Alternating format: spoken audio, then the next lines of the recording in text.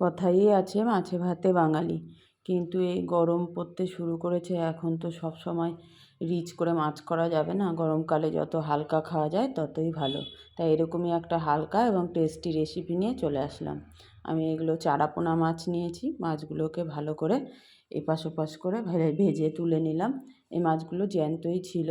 মাছগুলো আমার প্রায় ভাজা হয়ে গেছে এক পাশ। এবার অপর পাশ উল্টে দিয়ে অপর পাশটাও ভালো করে ভেজে নেব।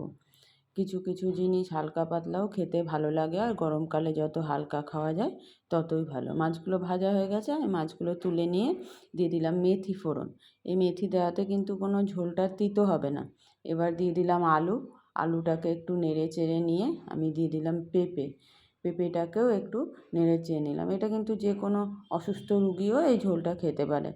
পেঁপেটাও একটু নেড়ে নিয়ে আমি বিনস কেটে রেখেছিলাম, বিনসগুলো দিয়ে দিলাম। বিনসটা দিয়েও কিছুক্ষণ নেড়ে নিলাম। এবার আমি একটা পেস্ট করে রেখেছিলাম সেটা দিয়ে দিলাম মৌরি, টমেটো আর কাঁচা লঙ্কা বাটা।